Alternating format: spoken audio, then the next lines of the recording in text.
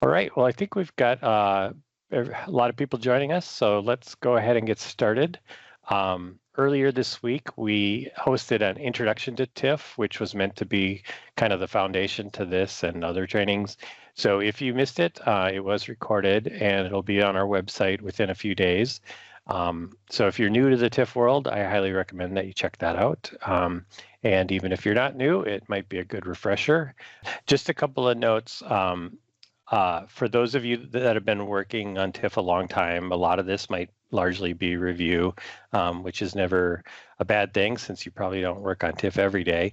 But for those of you that are brand new, please be aware that this might feel a bit overwhelming. And like you're just being flooded with a whole bunch of information. And that just know that's a totally normal reaction. TIF is kind of complicated and there's a lot of stuff to talk about. So it kind of helps to kind of digest this sort of training more than once before it all kind of sinks in. So if it's a lot, yeah, we know it's a lot, but we'll get through it and eventually it'll all sink in. All right, so in this session, we're going to cover the following topics. We'll go over the kind of an outline of the laws and limitations that are in the TIF Act. We'll take a look at what's new in terms of 24 and 25 session activity, and then we will be going over some of the expectations for TIF administration, including all the different compliance and reporting and documentation, and giving you tips for how to stay in compliance with the TIF Act. So let's look at the wide range of TIF laws and limitations that a TIF authority needs to be aware of. And let's start with a brief overview of the creation process of a TIF district. But I'm going to stop here and note that there is a separate 25-minute video on this subject that we posted in October of 2022, if you want more detail. And I think Haley included that on one of your handouts as a list of links to our website to kind of help you find some of the key TIF material on our website. And I think this is listed in there. So we're not going to cover every detail of what has to be in a TIF plan and all the options when you're creating a TIF district. More of that is covered in that separate video if that's what you're interested in. But as a quick overview here, the process starts with a TIF district or drafting a TIF plan for a TIF district. And there, again, are many requirements that are covered in that video. And they're also, by the way, covered in a statement of position on TIF plans that you can also find on our website. So that plan then must be given to the county and the school district to give them an opportunity to provide comments and feedback. That has to occur at least 30 days prior to a public hearing, which must be held after public notice, where the public can also provide their comments and feedback. And then after the hearing, the municipality may approve the TIF plan. And then to complete the process, the authority will make a request for certification to the county auditor. And so that involves the county auditor setting it up in their tax systems and certifying an original value for the TIF district. And copies of the TIF plan then must be submitted to both the Department of Revenue and to our office. And when you send it to our office, you send it with a form that we'll be talking about later. And to expand on the approval a little bit, if the TIF authority is an HRA or an EDA or a port authority, it might that TIF plan also needs to be approved by the municipality itself. And the plan may be, again, approved only after a public hearing and published notice in a newspaper of general circulation in the municipality, at least once in a period that's at least 10 days, no more than 30 days prior to the hearing. And the published notice must include a map of the district and of the project area. And to expand a bit on the notification and feedback from counties and schools, the plan must be provided to the county auditor and to the school board clerk. And it has to be sent along with the authority's estimate of fiscal and economic implications of the proposed TIF district.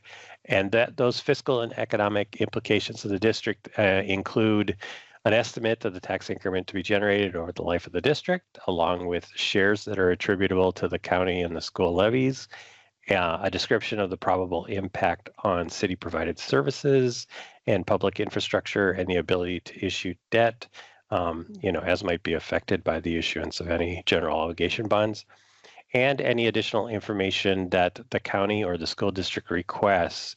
And you can request additional information by contacting them directly or through a written policy. And so any information regarding the size, timing, or type of development. For housing and redevelopment districts, there's actually an extra notice requirement where you have to give a 30-day notice and make an offer to meet with the county commissioner that represents the area in which the TIF district will be located. So there's kind of two notifications there. And feedback is fairly uncommon, to be honest. And a municipality is not bound by the feedback that they get. But a municipality, there is one thing that a municipality must comply with as part of that feedback process.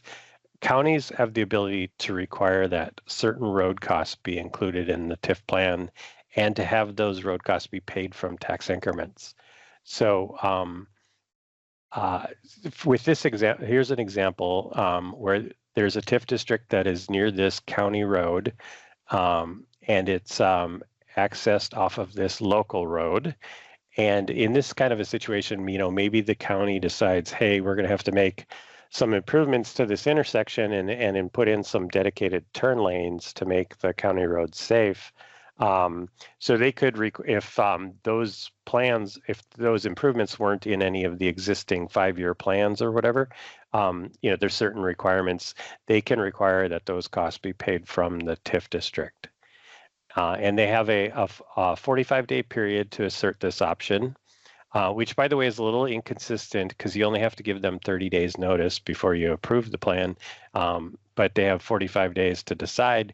So you might, want to give them a little more than the 30-day notice and give them a 45-day notice, so you don't have to all of a sudden amend your your newly approved TIF plan. You don't want to have to 15 days later have to amend it right away. So anyway, that's something to be aware of. It's not very common, but it is a possibility. And then speaking of county requirements, there wasn't really a good slide to drop this on, but just speaking of county requirements, a county can require authorities to pay for the county administrative costs. So the cost of, certifying your district and setting up in the system and making calculations every year and distributions, they can figure out what their administrative costs are and pass those administrative costs along to the TIF authorities.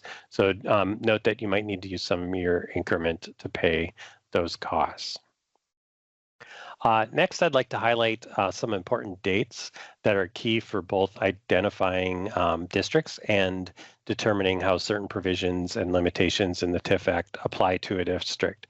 The first is the approval date, which is when the municipality, as opposed to like the authority, the HRA or the EDA or the Port Authority, if the authority is different than the municipality. So it's the date the municipality approves the district, and that becomes a benchmark date for, that allows for provisions like the election to delay first receipt of increment, and for a provision that identifies which building permits for prior planned improvements have to be submitted with the request for certification. And that provision is something you can learn more about in that separate video on creating TIF districts. So there's a few provisions that are related to an approval date. And then the certification request date, you might think that, well, when that's the date that you make the request to the county auditor to certify your district. Sometimes you can make a choice based on whether you want it to become which base year you want to be the base year. There's a June 30th cutoff date that if you request a certification before June 30th, it 1 year comes into play, and if you request certification after July 1st or later, then the different year is used as the base year. So sometimes people wait a little bit to request certification. And you might think that, well, that wouldn't be that important of a date, but it is actually an important date, not only for that cutoff, but also it's the timing provision for a few different provisions in the TIF Act, and I'm not going to go into detail on all those. But it's also it's also often a date that new laws are affected. So when a law change is made, it might be, for districts that had a request for certification after such and such a date. The certification date is the date that the county actually certifies the original net tax capacity. And that similarly serves as a benchmark date for a number of TIF provisions. So the 4-year knockdown rule, the 5 and 6 year rules, and several other provisions key off of the certification date. And then there's the date of first receipt of increment. That's the first time you get a distribution of tax increment from the county, and that determines the duration of a district. And so the required decertification date is set in statute, based on so many years from first receipt, and that's the maximum date at which a district must decertify, or the TIF authority might decide to set a shorter maximum duration date. In fact, I just saw a TIF plan a few days ago that it was a redevelopment district, but instead of allowing 26 years, they said they allowed 15 years. So that required decertification date is either the statutory maximum or the shorter date if a municipality picks a shorter date. But just be aware that because there's a required decertification date that you're keeping track of, the 6-year rule might require you to decertify before that date, or you might choose to decertify before that date. But anyways, those last two are dates that you'll want to track.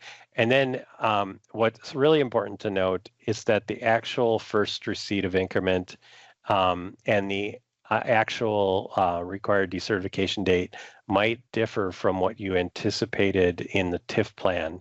So the TIF plans will identify when they expect to get first receipt and when they expect the required decertification date will be. And previously I took a look at 2019 data, and I found that only 62% of plans anticipated correctly. So 26% actually received their first receipt of increment later than anticipated, and 11% received increment earlier than anticipated. And now I think consultants and stuff have picked up on that, and more plans are being written to always use the election to delay, even if it's not actually a delay. With an election to delay, you state the first year you want to receive increment.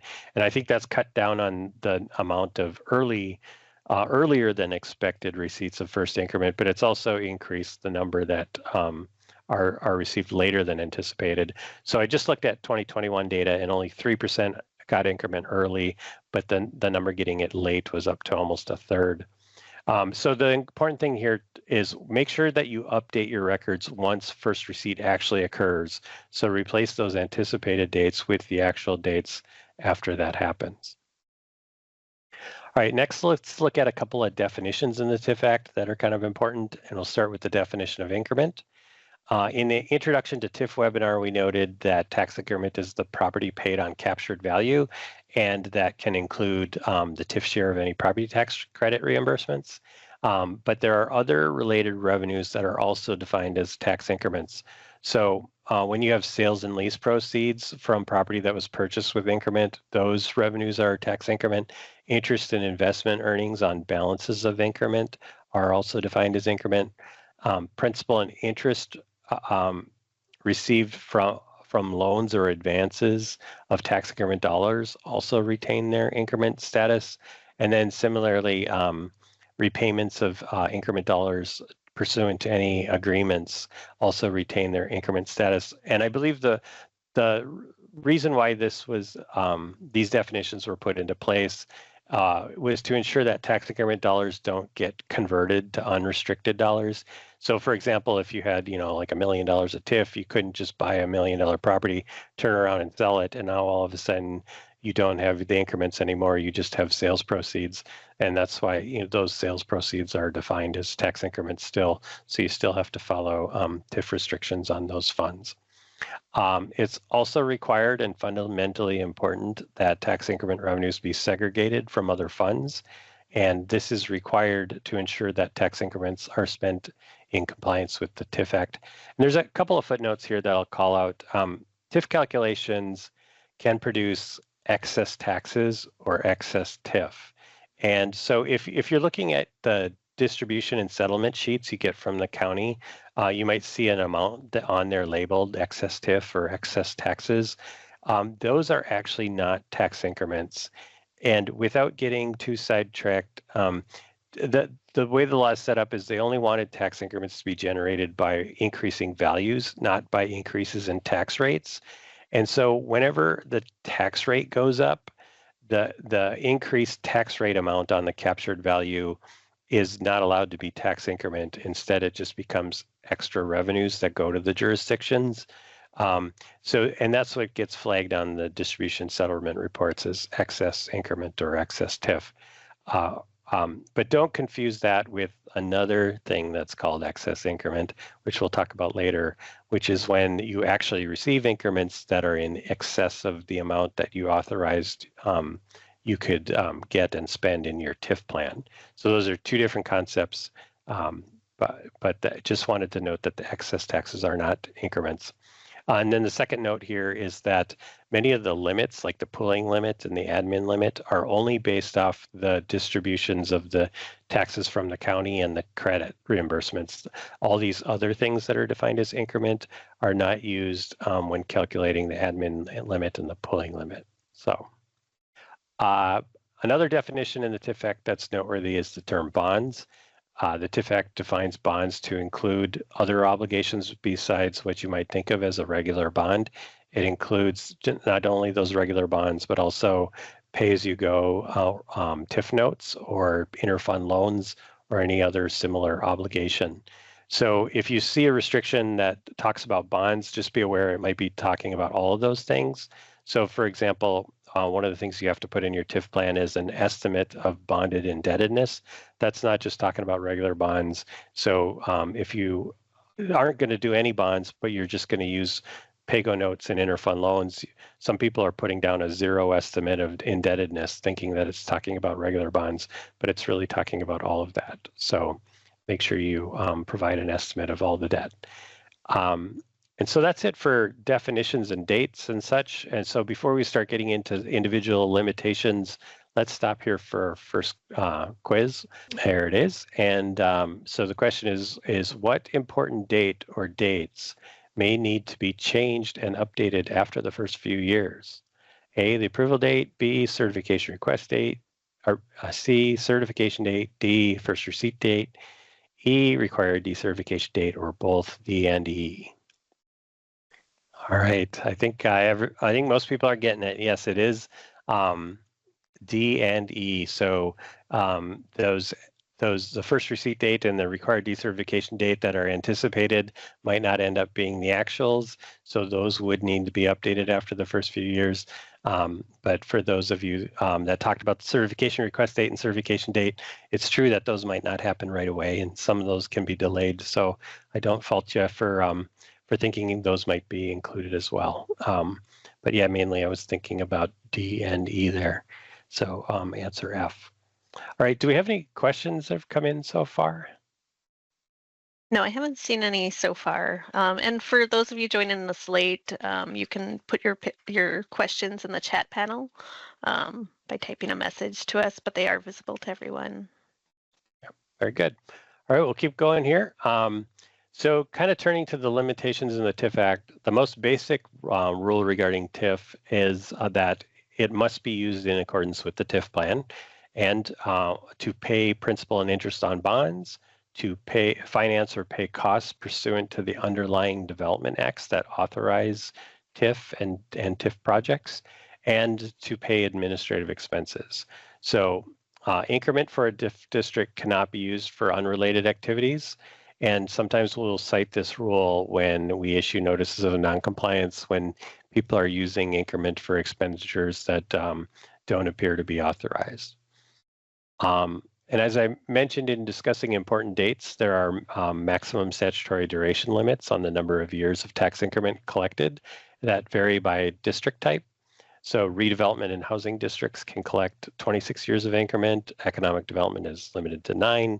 16 for renewal and renovation, and 21 for soils. An authority, and again, as I said before, an authority can specify a shorter maximum limit, and you can just choose to decertify early. And so just because these are the maximum limits doesn't mean all these districts are always running that length of time. And then again, be aware that the 6-year rule might require you to decertify before those limits. So they may not be the true maximum if you're required to decertify it early. All right, the use of tax increment to pay administrative expenses is limited in the TIF Act to 10% of the lesser of the total estimated TIF expenditures authorized in the plan or the total tax increments that are collected from taxes paid on captured value. And note that that first measure might be slightly different for older districts. And the second measure was clarified recently in the 2023 session to be net of certain amounts of returned increment.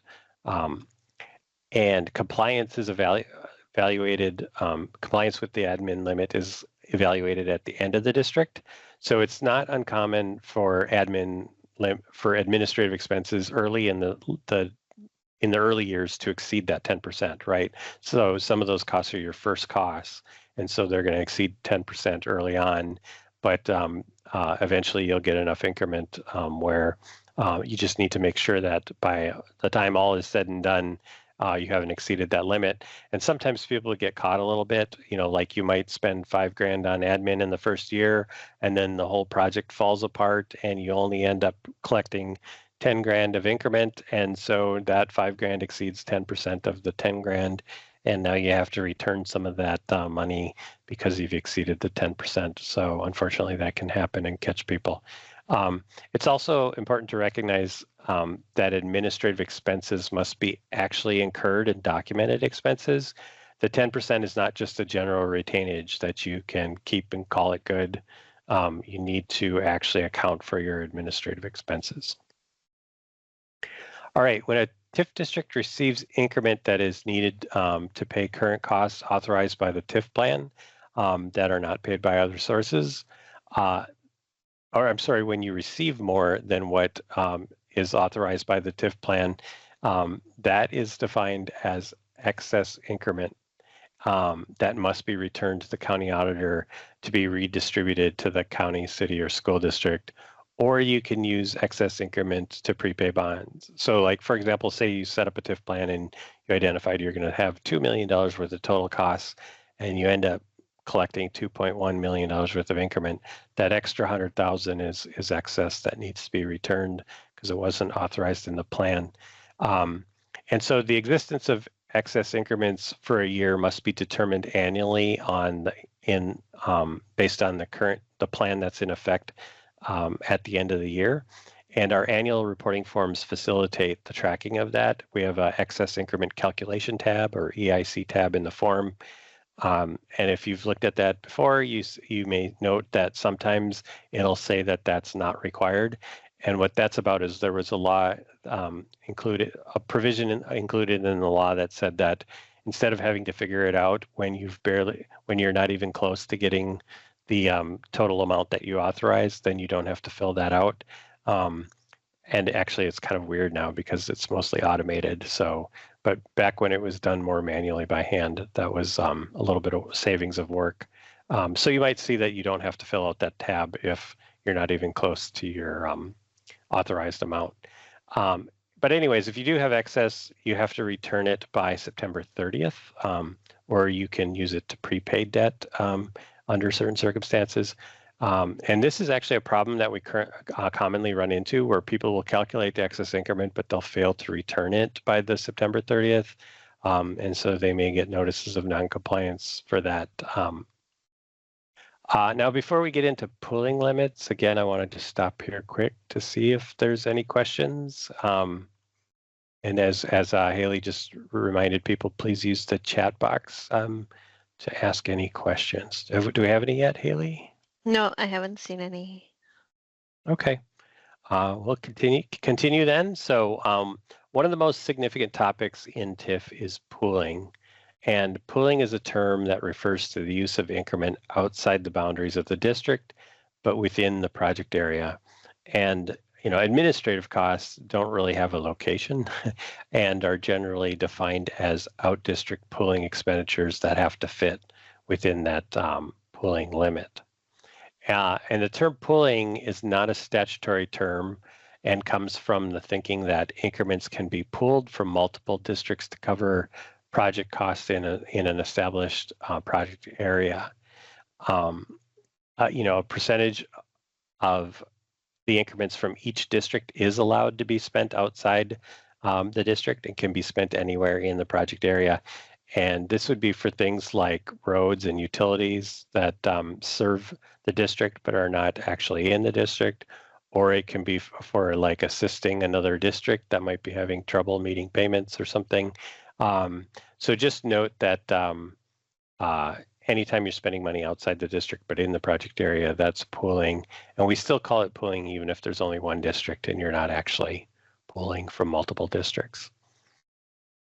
For redevelopment districts, at least 75% of increment must be used in the district, so up to 25% can be pooled. And all other districts have a pooling limit of 20%.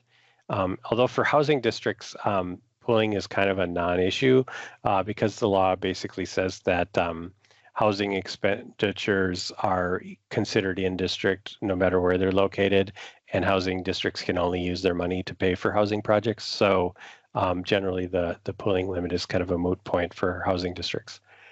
The overall pooling limit is evaluated at the end of the life of a district.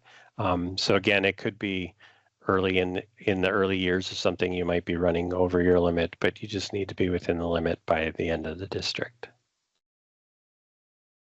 There's also a provision that allows pooling of an additional 10% if it's used for certain affordable housing. We often refer to this as 2D pooling just because it's contained in subdivision 2, paragraph D of the pooling statute. And that's an option that has to actually be elected in the TIF plan. And although pooling occurs outside of a district and inside a project area, normally these particular housing expenditures may be for activities that are even outside the project area. And they're permitted notwithstanding the district type limitations. But the housing that can be assisted must meet certain federal requirements that are in the Internal Revenue Code, or they have to be owner-occupied housing projects that meet the income limits that are in the TIF Act. And if all of the district's pooling other than administrative costs are just for these qualifying housing expenditures, so like including the normal 20 to 25% that you can pool, if all of the pooling that you're doing is for these housing costs, then the TIF Act allows the admin costs to be treated as in district so that you can use a full 30 to 35% of increment for these types of housing costs. So they basically give you some extra room because they really want to see the affordable housing projects. One critical provision to understand is the 5-year rule.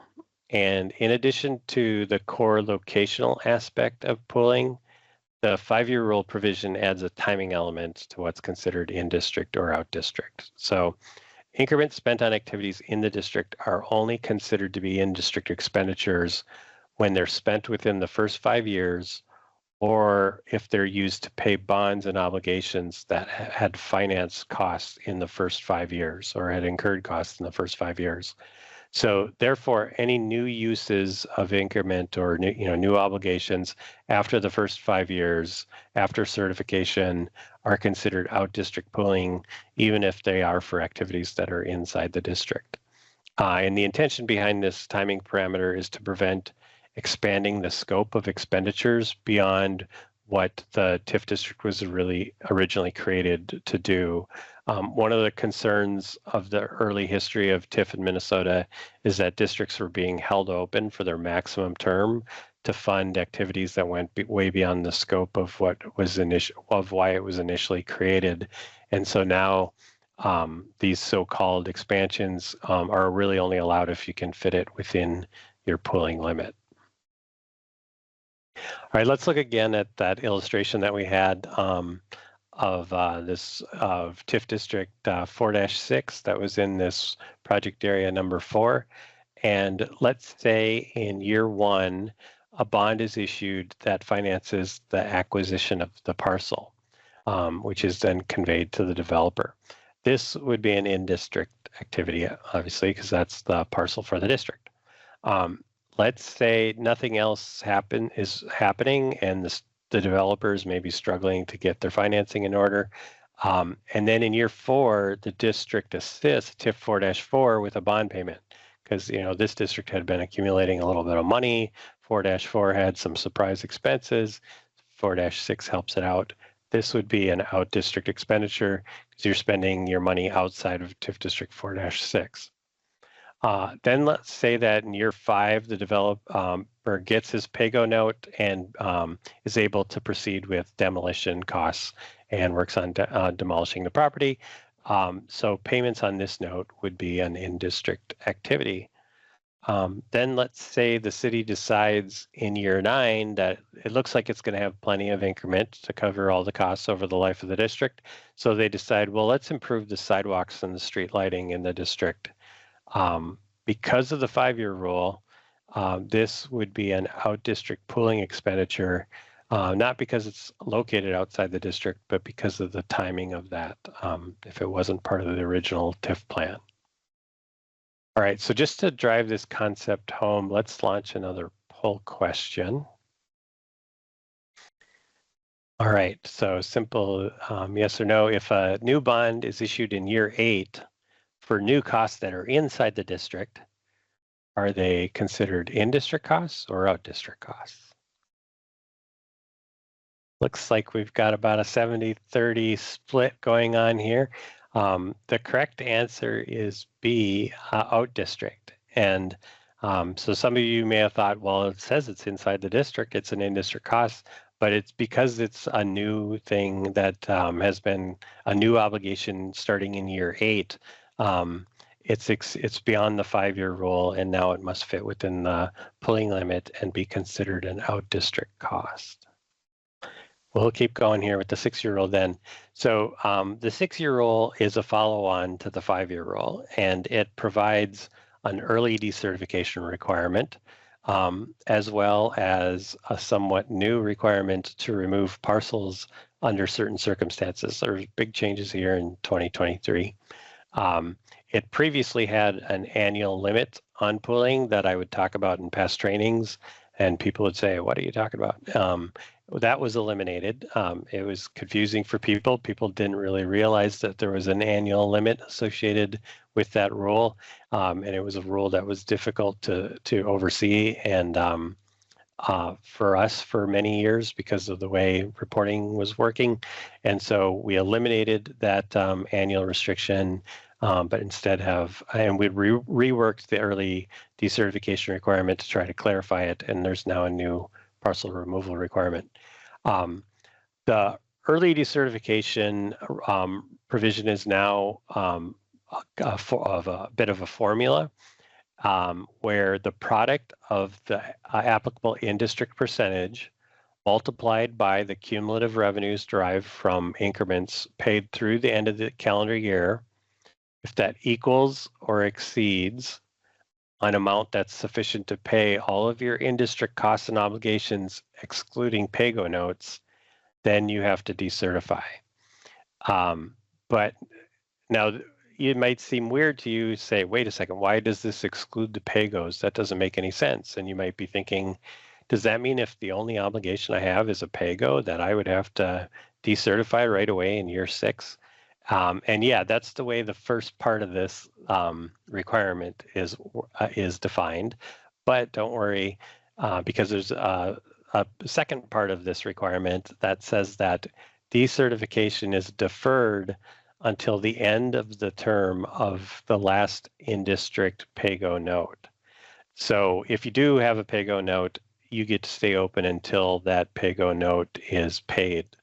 And to better understand, let's note the difference between bonds and loans. So with versus PAYGOs. So a bond and an interfund loan, those obligations are obligations of the TIF district as a whole. So any increment from the district can be used to pay those obligations. But the way PAYGO notes are often written is it's by like a property owner or a developer of a parcel, they're signing an agreement and for costs that they're incurring on those parcels only, and the city or the authority is agreeing to repay those costs but only from the taxes paid on those parcels as the taxes on those parcels are paid. So they're not obligations really of the entire district, they're obligations of specific parcels. So let's look at an example here. If the rule had ignored this nuance and required decertification when the in-district amount of increments exceeded the in-district obligations. So let's say you had a $100,000 bond, a $20,000 loan, and a $30,000 PAYGO note. So you've got a total of $150,000 of in-district obligations. And let's say in year 15, you reach $150,000 of in-district increments. So you'd collected, $200,000 of increments, but 75% of that is $150,000. So you now have enough in-district increments to pay off all of your in-district obligations. And so it would say, you got to decertify. Well, you have enough money to pay off the bond, you have enough money to pay off the loan, but what if as of year 15, only $20,000 of the PAYGO had been paid so far, and that extra $10,000 of increment that you had was increment that came from other parcels and not the parcels that were subject to the PAYGO note? Well, now that $10,000 that you got from the other parcels, that really doesn't have anything to pay off, because a lot of times these PAYGO notes don't have prepayment clauses, and the only thing that's obligated to be paid on those PAYGO notes is the dollars from those parcels. So then this would have required, the district to decertify, and now the holder of the PAYGO note isn't going to get paid anymore, because the district would decertify, the increment stream would stop, there's no more increments, and so they would get shortchanged, and then you'd have $10,000 that would have to be returned. And so that was kind of the confusion and the trouble that we identified, and that's why you do that initial calculation, ignoring PAYGO notes, but then you get to stay open to make sure that the holder of those PAYGO notes can get their full payments over the life of the term of those notes. So yeah, sorry, that was the rest of what I was talking about there. So the parcel removal requirement is also related to the same distinction between PAYGO notes and other obligations. Once the initial clause triggers decertification, all the parcels that no longer have their increment pledged or subject to a PAYGO note or some other open in-district obligation, they have to be removed from the district because they won't have any in-district costs that they can pay. Or if you do leave them in, you have to use the increment from those parcels to prepay debt if you're able to do that. So in the prior example, this might have stopped those other parcels from generating that extra 10 grand that couldn't be spent on anything. And we've actually seen one real world example where a district had like 50 plus parcels and just had a PAYGO note that was just for a couple of the parcels.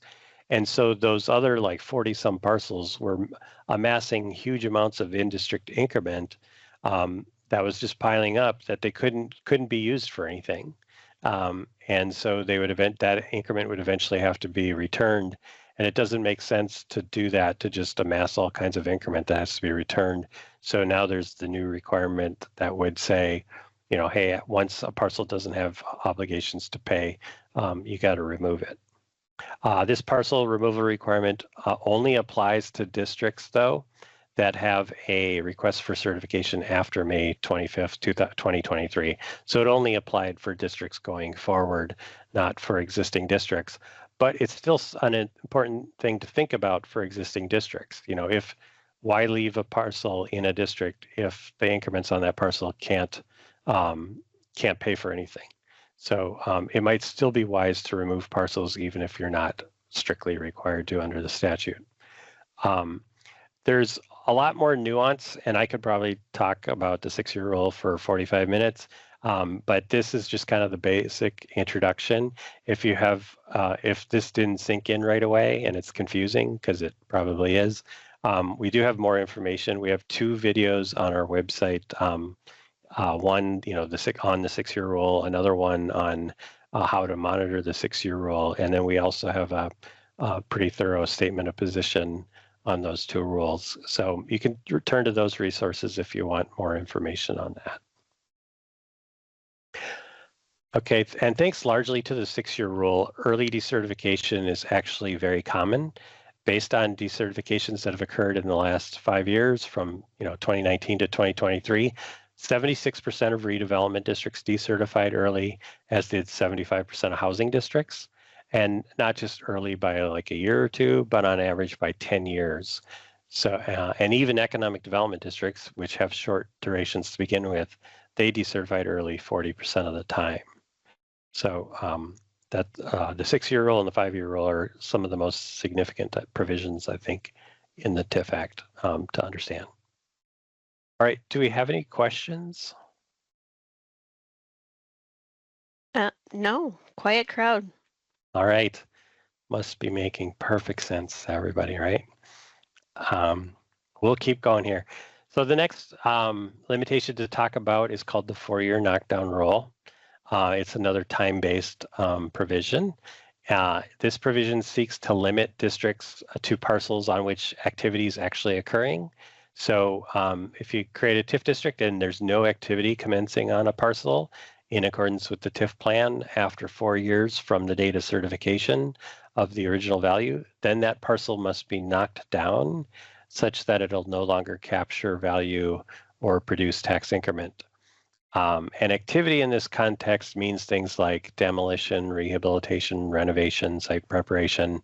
And activity does include qualified adjacent street improvements, like new and relocated and rebuilt streets, not just like doing some overlay or maintenance.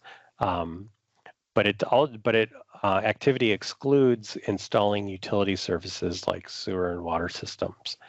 So, and if you don't have activity and it gets knocked down, but there subsequently is development activity that does commence on the parcel, it can be restored to the TIF district and again start producing increment, but its original value would get reset to the most recent value at that time that activity actually commences. It wouldn't go back to the original value when the TIF district was certified. Authorities have a responsibility to report the activity to the county auditor by February 1st of the 5th year of the district. So that's something that's easy to lose track of. You got to remember February 1 of year 5, I got to do something. And it's the county auditor who is actually tasked with oversight of this particular provision. So our office doesn't really get overly engaged in oversight of this provision. It's up to this is the kind of one provision that they said, county auditors, you're responsible for this one. So tax increment cannot be used for general government purposes, such as avoiding levy limits or financing government buildings. It cannot be used for common areas like public parks or for any social, recreational, or conference facilities, although parking structures and private conference facilities might qualify. And a TIF district cannot include parcels that recently benefited from various property tax programs that protect land from development. So if it was in green acres, open space, rural preserves, or Metro Lake preserves, one of those programs, it's counterintuitive to use a subsidy to prevent development and then turn around and use a subsidy to help development. And so there's this prohibition. However, like a lot of things in TIF, there's an exception. And so there's an exception if it's going to be used for a housing district or for certain qualified manufacturing and distribution facilities. The TIF Act has a section that addresses bonds and interfund loans in particular are subject to some restrictions. An interfund loan must be authorized by a resolution, and the terms of the loan must be documented in writing. There are maximum interest rates that apply to interfund loans, and such loans must be properly reported in annual TIF reporting to the Office of the State Auditor. It's not sufficient to simply regard any early expenditure as a reimbursable loan later in the duration of the TIF district if the TIF district has enough money. You actually have to have a formalized reported loan with documented terms. We had run into that where people were coming up with brand new loans all of a sudden a year before decertification, and so the law was changed in 2017 and requires that all of that stuff be formally reported and documented. Otherwise, you can't use increment to pay those. In addition to the requirements that define the district types and the findings that must be made in order to create them, there are requirements or limitations that apply to each type of district on an ongoing basis. And so for both redevelopment districts and renewal and renovation districts, 95% of tax increment from those districts has to be used to correct blight conditions. And for soils condition districts, increment may only be used for acquisition, remediation, and administrative costs, including costs of preparing a development action response plan that has to be approved by the Minnesota Pollution Control Agency. For economic development districts, increment may not assist developments if more than 15% of the buildings and facilities, as measured by square footage, are for purposes other than those that are listed here. And so these space and use limits require attention. And generally, commercial and retail developments are not permitted for economic development districts. It's for the purposes listed here. But there is one exception for small cities. And so a small city, which is one that has a population of 5,000 or less, and is at least 5 miles away from a city of 10,000 or more by straight line and not by driving distance, can be used. Those small cities can use TIF to assist a commercial facility of no larger than 15,000 square feet. But if that is used, increment can only be used to assist that facility, and there's no, or to pay administrative costs, and no pooling or other expenditures are allowed in those cases. Right, increment in a housing district must be solely used to finance the costs of the housing projects and directly related public improvements and administrative expenses. So you can't pool housing increment for like redevelopment in other districts. It can only be used for housing projects, and no more than 20% of the square footage of buildings in a housing district that receive assistance can consist of a non-residential use like commercial or retail. So like a store on the first level of a multi-story building, might be fine, but it has to be within that 20% limit. And in order to qualify as a housing district, certain income requirements must be met. For owner and occupied housing, only the initial purchaser and occupant needs to qualify. But for rental housing, the requirement is an ongoing one that requires continued attention for the full duration of the district. So refer to the statute and to the Internal Revenue Code for all the nitty-gritty details, but generally speaking, for owner occupied housing, 95% of the units have to be be occupied and be purchased by and occupied by a person that's within 115% of the greater of the area or the statewide median income. And for rental housing, either 20% of the units must be 50% or 40% of the units must be 60% or less of the area median income. Check on those. And then there's also an alternative set of income limits if the project is receiving a loan or a grant from the MHFA Challenge Program. Authorities must be able to document this compliance with this. So you need somehow to maintain this income compliance documentation. So there's no like set you must fill out this documentation. So some of the possible documentation that you might have for like an owner occupied housing project might be tax returns or W-2s or pay stubs or mortgage loan applications, or maybe employer verifications, those are some of the things that might work to document owner-occupied projects. But for rental housing projects, I think there are various MHFA forms or the IRS form 8703, or maybe there's other documentation or spreadsheets that can be maintained. But it's important to know that you do need to have a ongoing, on an ongoing basis, document that the income limits are being complied with. Decertification. Hey, Jason, before you move on to decertification, we did have someone is asking a clarifying question about the common use. So the question is, could TIF be used if a private entity received approval for developing a park within a city or on/near farmland, for example? They're not sure if that would fall under common use if a private entity is creating something for eventual public use. Let's see. The details would always matter. So you'd probably need to legally verify it. But so I guess I'm not sure what exactly is being identified. Like if someone is redeveloping some blight and they're putting in, a mix of like housing and commercial properties and maybe there's some common area that's part of the a planned unit development or something, potentially that might work, but just know that there's an explicit kind of prohibition against, you can't be using increment for like fire stations and police departments and courts and city halls or for public parks in general.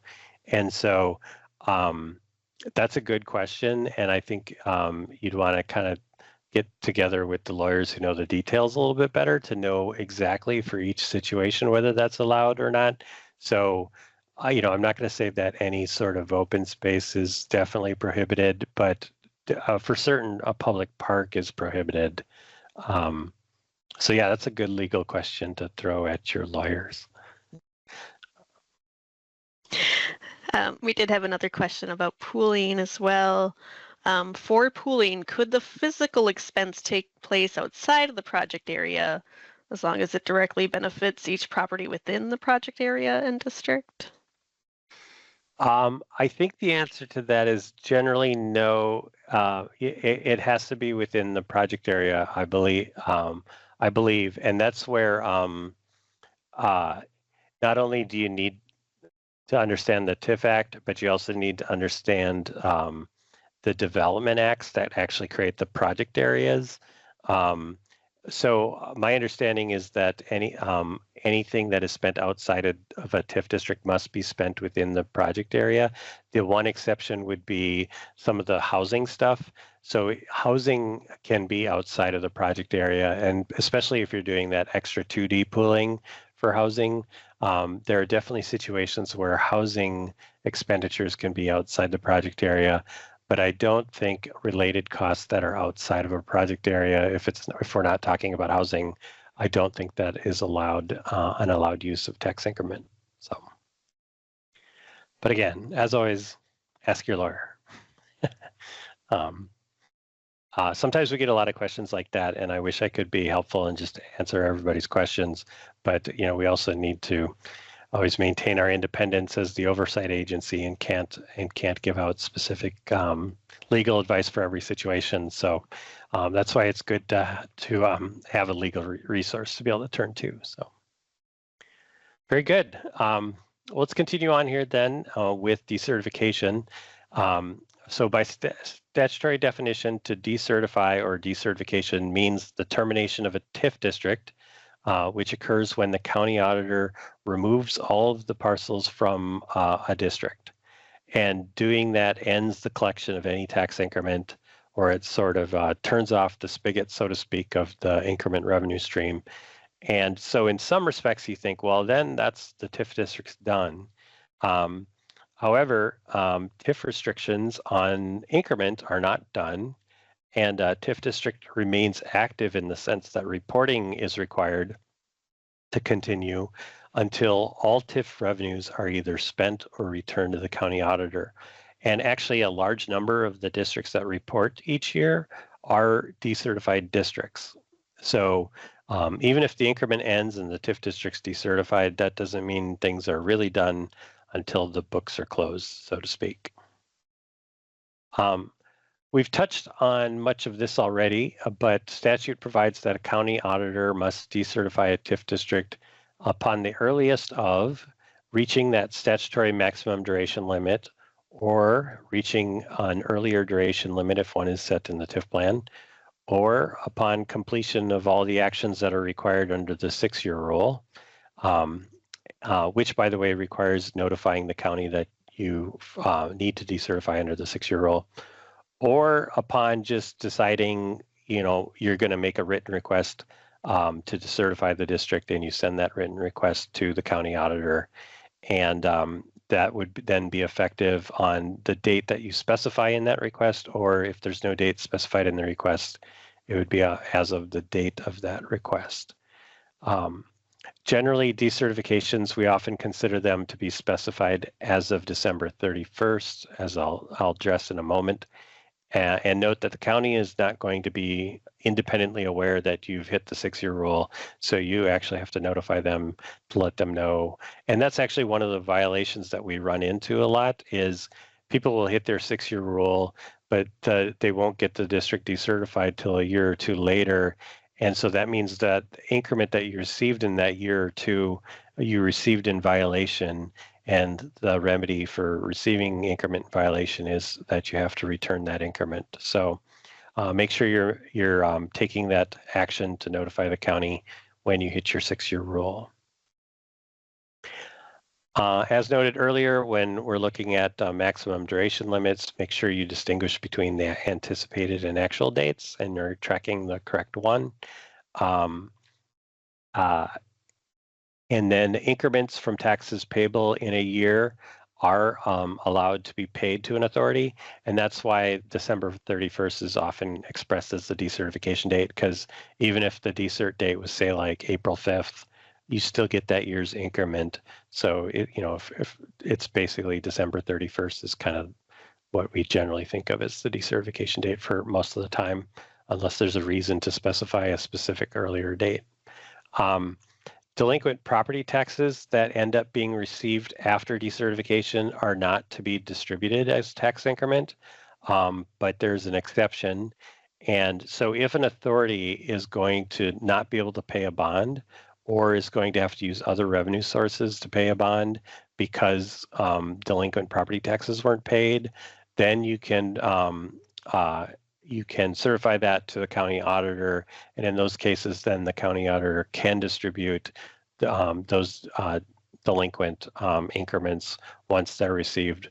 But other than like a case where not receiving it would cause a shortfall, generally delinquent increments are not distributed. And there are other additional details, of course, in the TIF Act and more minor provisions that we're not covering today. I think we've hit all the major stuff. But because of this and because requirements vary over time, there's always law changes, and a lot of those law changes are, only effective going forward. So you kind of need to know this whole history of law changes over the years. And so because of all that, it's very important to obtain legal and professional advice and have knowledgeable advisors, when you're using tax increment financing. So, all right, well, let's, I don't see a new question. So let's launch another quiz here. And we've got a question here. So which of the following rules may require a TIF district to decertify? 4-year rule, the 5-year rule, the 6-year rule, or all of the above? All right, looks like we're reaching some consensus. Yeah, the 6-year rule is the correct answer. The 4-year rule might knock individual parcels out, but it doesn't decertify the district as a whole. And the 5-year rule is kind of defining what's in and out. So it's the 6-year rule that actually has that decertification requirement attached to it. So we'll talk about what's new in terms of legislative changes. So for 2024, there were no general law changes or even any special law changes, as there wasn't really a traditional tax omnibus bill passed. There were some bills that were introduced, but none of the general law changes that were proposed, I think, even made it as far as the omnibus bills, as I recall. I think the writing was kind of on the wall that not much was going to get done that session. It was kind of interesting, though, that at the end of that session, Senator Rest had talked about she wanted people to give her feedback about changes to blight criteria because she was noticing so many special laws were being proposed to give exceptions to blight criteria. And so she noted that those hadn't been changed since they were first conceived. So she talked about introducing a bill in 2025. And then not to jump ahead too much, but there wasn't really a lot of general law changes in 2025 either. So instead of basically saying, yeah, not much changed, I thought I would, people often ask about, well, what kinds of things get talked about? What kinds of things, or do they discuss? And so kind of the first thing that they discussed this session, Senator Rest introduced her bill where she came up with the idea of folding or getting rid of renewal and renovation districts as a separate type and kind of folding them into redevelopment districts so that a redevelopment district could use either set of blight criteria. And then she was going to, because the renewal and renovation districts have a 16-year duration and redevelopment districts are 26, she was going to set the duration limit to 21 years. And that really didn't get a whole lot of traction, and I would be a little surprised if it resurfaces again, but that was at least kind of one idea that was discussed. And again, so what I'm talking about on this slide are general law things that were proposals that were talked about, but none of this was adopted. So this is just kind of like, oh, what did they talk about? There's been a bill proposed a couple of years in a row now to extend for just greater Minnesota, so outside the metro, to extend the 5-year rule, and I guess therefore the 6-year rule too, and to make housing limits not apply outside, housing income limits not apply outside the metro area. There hasn't been that hasn't been supported yet, but they've been asking for that. And then this year there was another bill that talked about expanding the amount of 2D pooling that could occur from 10% to 15%, and then allowing that money to be transferred to housing trust funds instead of having to only follow the specific IRS approved types of housing expansions.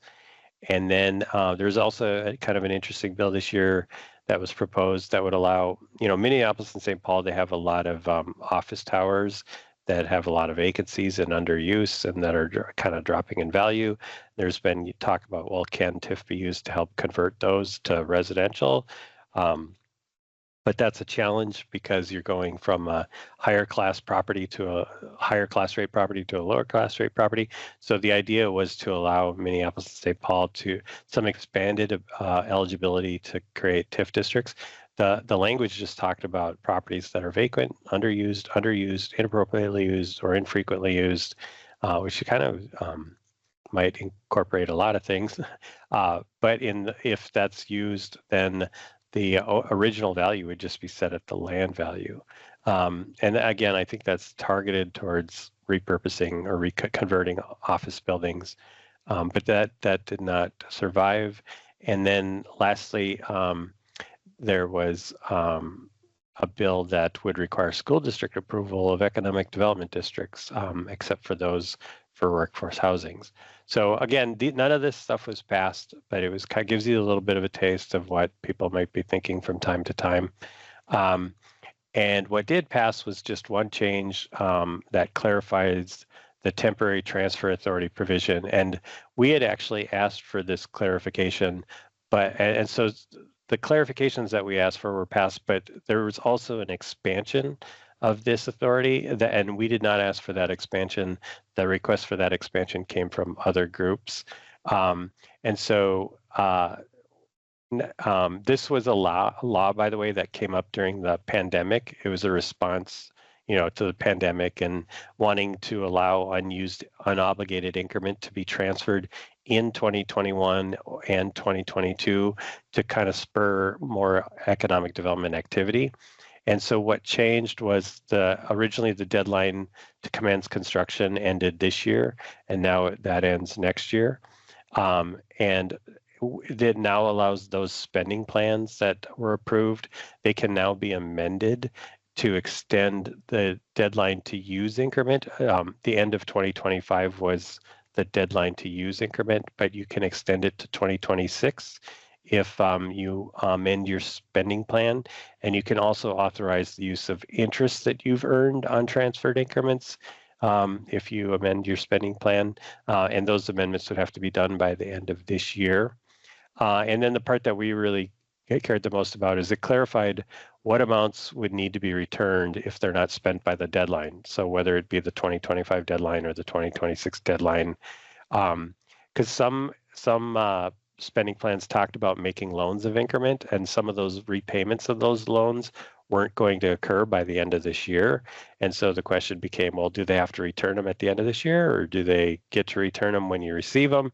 And so basically you need to return all interest that you've earned on transferred funds, any loan repayments or payments per agreements, basically any revenues associated with those transferred funds that are in your funds at the end of the deadline have to be returned. And if you subsequently receive those kind of increments, they have to be returned once you receive them. So that was the only general law change that was passed in 2025. There was one TIF-related provision, though, that was passed outside of the TIF, the tax bill. There was a school district provision that deals with how the when increment is returned to the county, part of the return increment gets distributed to the schools. And so there's a law that deals with how do those return amounts affect aid and levy limits for school districts.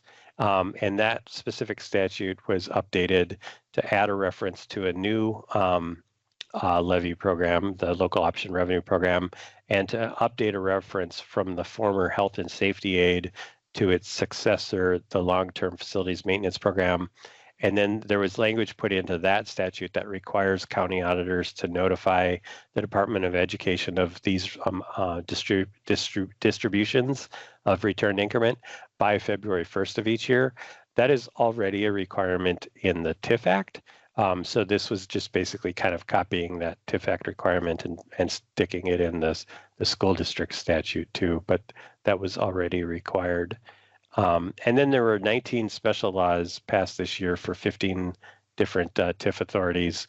So if you're on this list, you probably already know that, or if you're on this list and you don't know that, you may need to ask around. And then, let's see. Yeah, so that is kind of what is new and what's changed. And now my slide doesn't want to advance. There we go.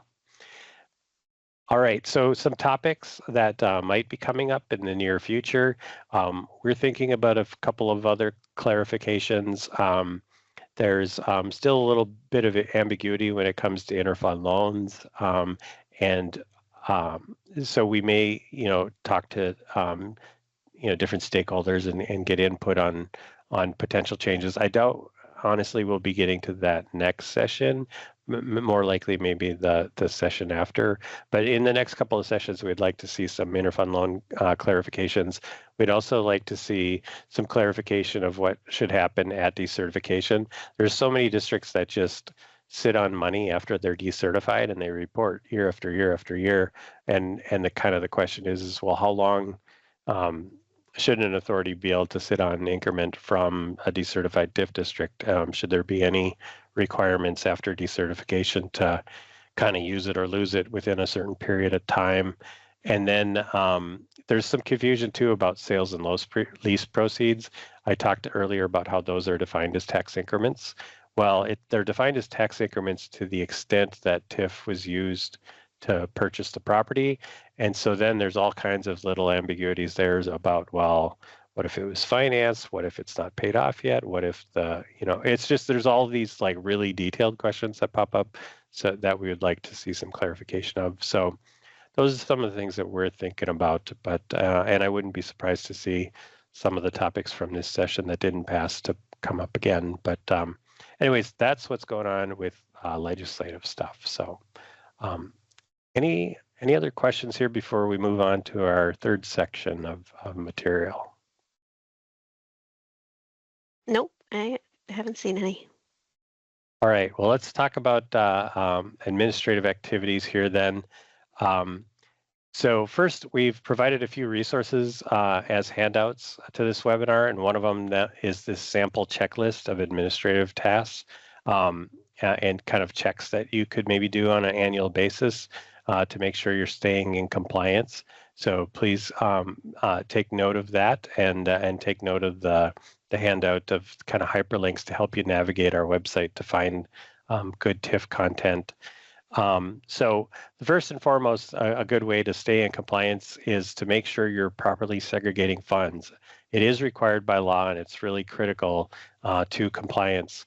So the TIF Act requires that any increment received must be segregated into a special account or accounts, and they must not be deposited in the general fund or commingled with other funds. And there's no specific method that's absolutely required to do that, but setting up separate funds or detailed accounting codes or spreadsheets or other files, you must use whatever's sufficient so that you can effectively track and report the status of increment funds and how they're being used. While all expenditures and obligations must be documented, there are 3 items of note worth highlighting.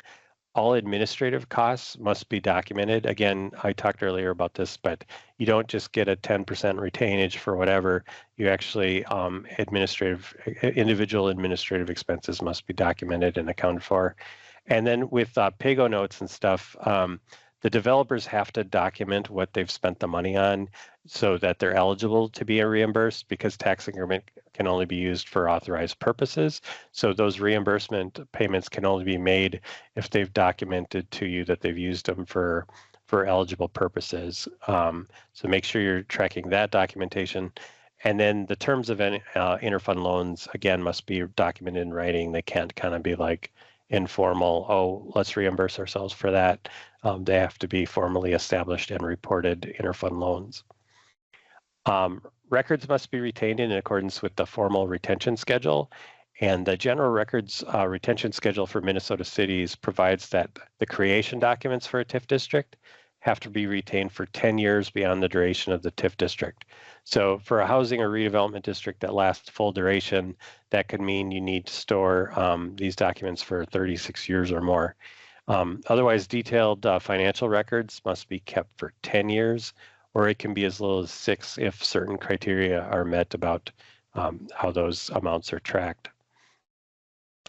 You'll need to track and monitor progress with respect to the various limits and restrictions. And we recommend you do this at least annually, but more frequently is better.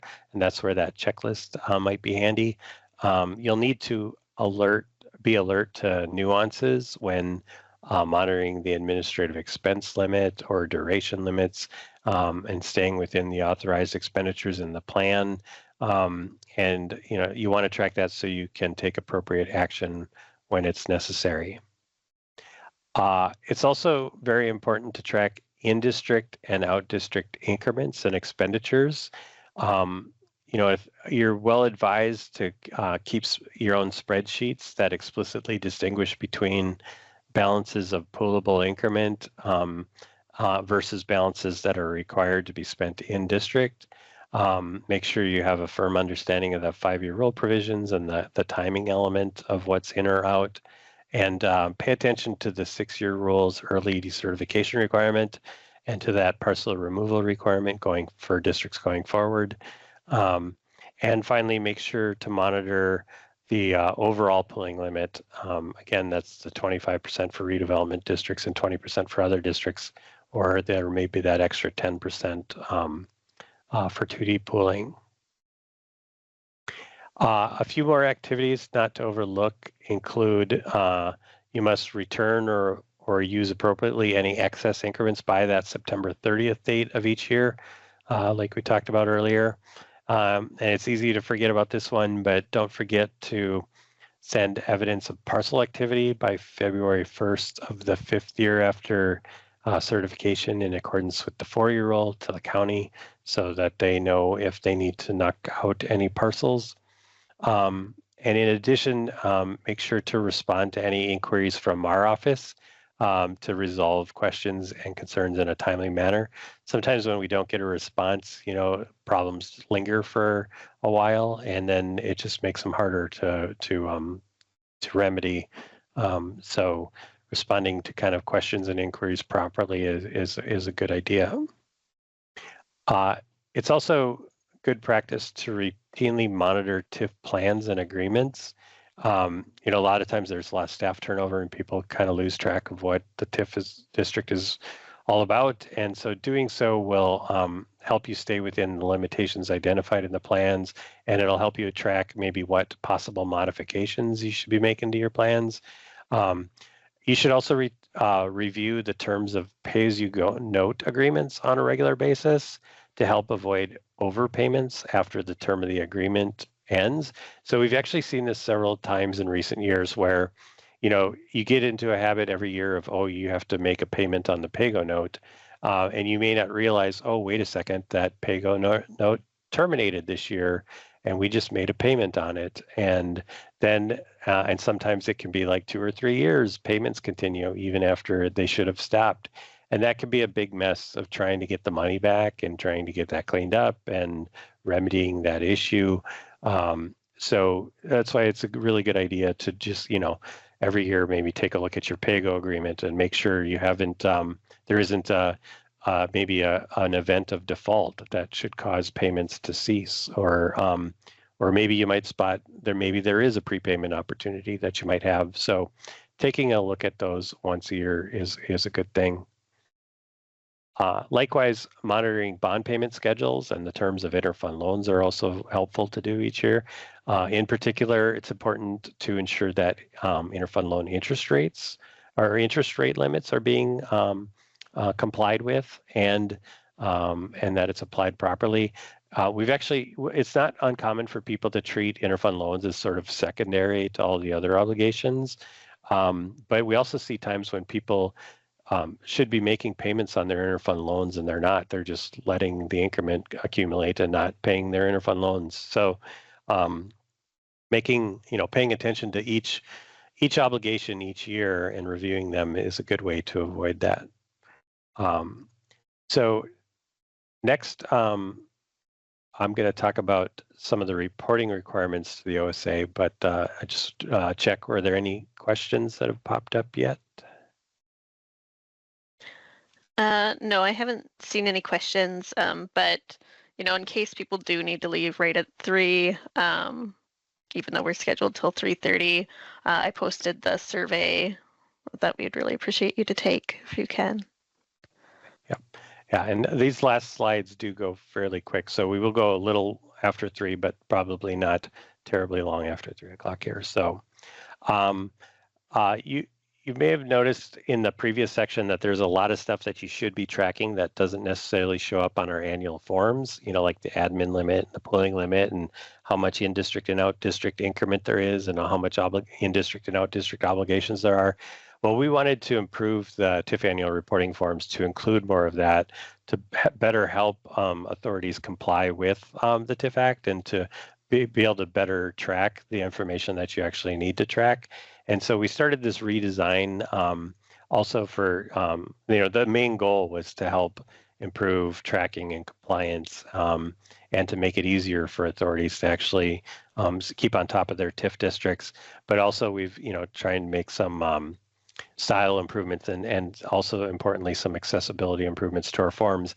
So we started this redesign project a year ago, and we went out last fall and got some feedback, and we got some great feedback, including, there are some people that were alarmed by some pieces of it, and we did take all that into account, and we made a lot of changes since then, and I think we've alleviated all the major concerns. We did recently run kind of a newer draft across some of the consultants and the authorities that have volunteered to help with future testing. and we got some positive feedback about the latest draft. So we're hoping to have a version ready for testing later this year. So if you'd like to be a tester, please email us and let us know. It would be really nice to have a few smaller authorities be part of that, because currently we just have a couple of big cities and a lot of consultants that are volunteering to kind of help us with that. So it'd be nice to have a couple of smaller entities as well. And we also pushed back our planned implementation. Normally, we were originally planning to implement this next year for 2025 reporting, but it'll now be coming hopefully in 2027 for the reporting of 2026 activity. Most OSA forms are found and submitted through our state auditor form entry system, or SAFES. For TIF, this includes the TIF plan collection forms for new and modified districts, the TIF annual reporting form, and the pooled debt form. We'll also be talking about the certification request supplement and the confirmation of decertified district forms a bit later. Those are on our website, but they're not in SAFES. They're just separate from that. Authority staff can request access to SAFES by emailing our TIF email with your contact information. Third parties, like a consultant that you want to authorize to submit forms for your authority, they have to fill out a SAFES authorization form for you to give them access. And that access is terminated at the end of every year and needs to be approved each year. This is a screenshot of the login page for SAFES. If you need help with SAFES, you can see that there is a training video that you could watch. There's also some FAQs, and there's some contact links to connect with us if you have questions. And this is also where you can find that user authorization form if you want to let a consultant do that for you. Again, we have a separate video about TIF plans and creating TIF districts, so I'm not going to go deep here into TIF plans again, but they do need to be submitted to our office, and the statute says that they must be sent within 60 days of the latest of either the filing of the request for certification, or the approval of the plan, or the adoption of the plan by the authority. And that first one is almost always going to be the date, right? Like, so you approve and adopt your plans before you go out and request certification. So within 60 days of the request for certifications, make sure they're sent to our office. You don't have to wait that long. You can send it to our office before then, and that helps because sometimes when we're reviewing them, we catch errors or we catch things to point out, and so the sooner we see them, the better, I think. And then whenever you make a modification to a plan, whether it's just a little administrative change or it's a change that requires the full public hearing process, either way, you do need to submit the modification to our office using the TIF plan collection form for modified districts. And when submitting, SAFES allows you to attach or send the plan along with the form. And all the supporting documents are submitted in a single document, and I'll show you that process here. So this is a screenshot of our Forms tab. So once you are logged into SAFES, make sure you click on the Forms tab, and then make sure that you're on the TIF sub-tab and that you're on the proper year. A lot of times we get questions and it turns out people are on the wrong year or something. And then you can press the download form link to next to the TIF plan collection form for new districts. That's where you find that form, and where that you can use to send us TIF plans for new districts. And for modified plans, there's a specific form for each district that you can use to send us the TIF plan modifications. And by the way, this is also where you can download the annual reporting forms, either as a batch or district by district. You can download those. But getting back to TIF plans, after you've completed the form, you can download it and complete it. Then you submit it under the Submit Documents tab. And in step 1, that's where where that browse box is, that's where you would choose the Excel document that's the TIF plan collection form. And once you fill that in, it'll automatically identify that in step 2 as being a plan collection form. And then it's in step 3 there where you can browse and attach the actual TIF plan, which is generally a PDF document. And so if you have a few different things like a resolution and a certification and a plan, and you want, and you know, if you want to send us multiple things, make sure they're all combined into one PDF and attached there. And if you have any questions, you can always email us, and we'd be happy to assist. And so, as hopefully, you know, it's July right now, and hopefully a lot of you are in the middle of doing your annual reporting forms.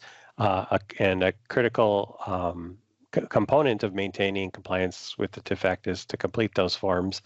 The annual reporting forms are Excel forms currently, and they're due August 1st. They have 13 tabs, and they're downloadable from SAFES. We typically make them available early in May, and you download those from the same spot that I just showed you a moment ago. So currently the reporting cycle is for a calendar year 2024 activity. Those are due August 1st of this year. The reporting form begins for the year in which the original net tax capacity is certified by the county auditor. So for example, if you had a district that was certified in 2024, it's now required to report for the reporting that's due here in 2025. The authority must continue to file annual reports until the district is both decertified and all funds and increments have been expended or returned to the county auditor. And then we have several different resources that can help you complete annual reporting forms, including an instruction document. So if you have questions about what a certain line item is all about, it's best to refer to that instruction document.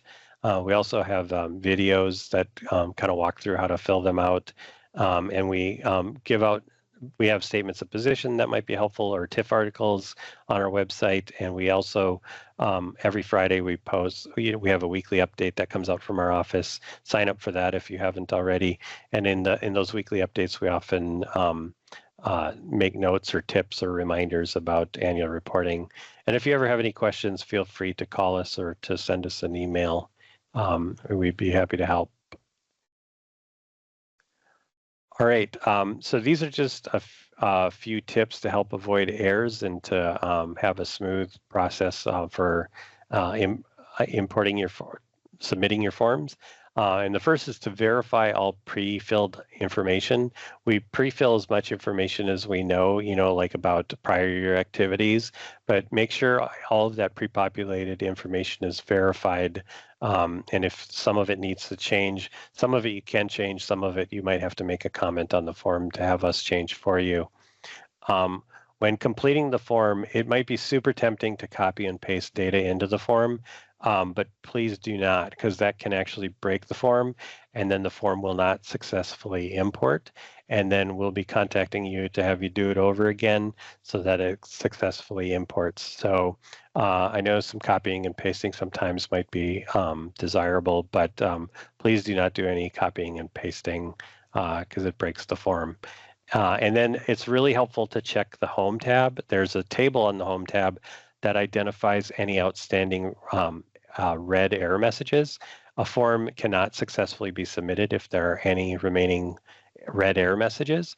So that table on the Home tab will tell you which tabs have outstanding messages. And sometimes they're easy to miss because some of the pages are wide and you might not scroll over far enough to the right to see them. So find which tabs have the errors on looking at the Home tab, and then go to those tabs and make sure you scroll over to the right and find what error message you might need to resolve. Please feel free to use the comment tabs as much as possible. It's really helpful to kind of communicate questions or notes about what you're reporting, and we often follow up based on those comments. So don't be shy about using the comments tab. Okay, moving on from the annual report, but on a related note, authorities are required to send a copy of an annual disclosure to the county auditor by August 1st of each year, and it must be published in a newspaper of general circulation by August 15th. The information that must be populated in the is on the ADS tab of the annual reporting form, and it must be published even if all the amounts are zeros. And this is a sample of a published annual disclosure statement where you can see if you're an authority that has multiple districts, a lot of times they're organized in columns to kind of have an efficient publication. And if you are in the fiscal disparities area, you'll have to include a line about the additional fiscal disparities costs. And there's a footnote that would have to be included if you're in the fiscal disparities area. The Department of Revenue has some guidance on how to compute those amounts on their website. There are some pooled debt forms that are required if along with your annual reporting. They're also available and submitted in SAFES. The pooled debt form is required for any TIF bond or other financial obligation, excluding non-TIF bonds, to which tax increments from 2 or more districts have been pledged to pay that bond, or are used to pay that debt, or receive proceeds from that bond. And if you have any questions about that, the instructions for that form will help clarify whether you need to fill one of those or not. But basically, we need to, if multiple districts are receiving money or are making payments, we need to understand the full picture of the payments for that debt and where the money for that debt is going. So that's the need for that additional form. So this is a screenshot of our forms page, by the way. And again, so as far as like finding instructions, and this is linked in the handout, you can see that you just click on TIF forms to get to the forms page, and there'll be lots of resources on that page. That's where the videos and the instructions and the samples and all that stuff are can be found. We also provide now a certification request supplement that we recommend you use when you make a request of certification to the county auditor for a new district. This form is not a absolute requirement, and some counties might have their own form that they want you to use instead, but I don't think too many do. So if they do, use their form, but if they don't, you may want to use this supplement. And the purpose of this is basically, there's a lot of important details in a TIF plan that a county needs to know to properly administer the increment. Like, is there an election to delay, and whether just certain really specific provisions apply or not. And instead of having them fishing through your plan to see if they can find them, this form just allows you to communicate to the auditor and says, yes, this applies and this applies and this applies, so that the county auditor doesn't miss them when they're making the certification of the district. So it used to be that there was a Department of Revenue certification request supplement that was around forever, that everybody was using, and I think some people are still using it, but Revenue actually discontinued that like a decade ago. And so in 2020, we created this form to be the new improved version of that old form. And I'm going to stop here just for a real quick poll question. I'm curious if people are actually using this form. So Haley, if you could launch that question. Just simply curious, does your authority, do you use this supplement when you request certification? Yes, no, or you don't know. Like if you have consultants doing this stuff for you and you don't know, perfectly fine to say, I don't know. But yeah, we're curious to see whether usage of this has caught on, because I think people are still kind of stuck in the habit of using the old Revenue form instead. So yeah, it looks like a lot of you don't know, probably because you've got consultants doing this for you, but it's maybe a little more split between some of you are and some of you aren't. So so yeah, thank you for that. But yeah, please use this form. I think it's helpful to both the county, and it's always helpful for the county to have accurate information, right? So if you haven't been using this, please do so. And then finally, the confirmation of decertification form, or the DCERT form, is something that we created to get the authority, the county, and the OSA all on the same page when a district decertifies. So when you have a decertified district, you fill out Part A, you send it to the county. The county verifies the information in the middle of the form there. And then they know and they can update their records that the district's decertified. And then the authority is responsible for sending the completed form to us. Sometimes the county will send it to us too, which is always very nice. Thank you, counties that do that. But the authority should make sure that we get a copy of that, and then everybody can be on the same page. So these are not submitted through SAFES. Just email the completed form to TIF at the TIF email. Unfortunately, this is still kind of a paper scan and email process. We are working on modernizing that. We've said that for years, but we think it may actually happen hopefully soon. And for early decertifications, by the way, if the county decertified the district because it hit its maximum, we don't need a resolution. But if you chose to decertify the district early, or you were required to decertify early under the 6-year rule, please send us a copy of the resolution that you passed that decertified the district, so we can verify that information. All right, before we wrap up, and I share just a last couple thoughts, do we have any other questions? Nope, I haven't seen any. Okay, well, this will be real quick.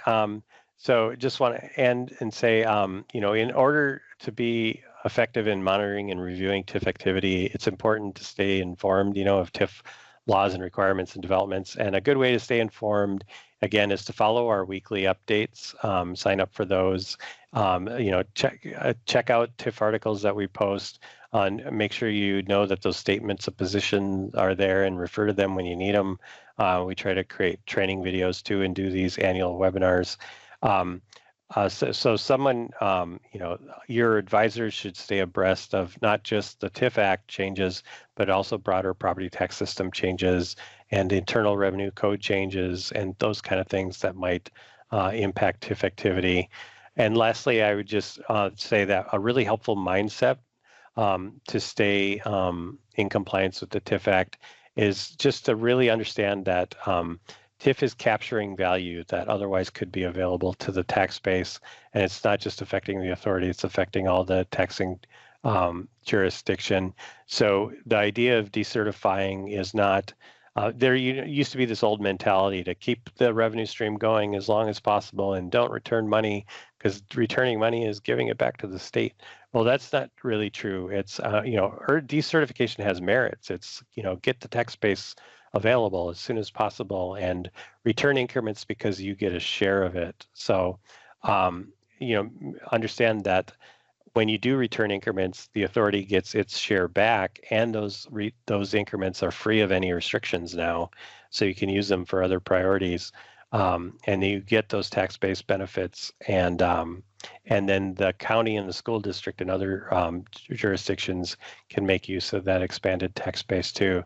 So that's just kind of a helpful mindset to kind of avoid spending money on things that shouldn't be spent on and those kind of problems. So yeah, that concludes our training. I hope you have a good rest of the day. Thanks, everyone. Thanks, everybody.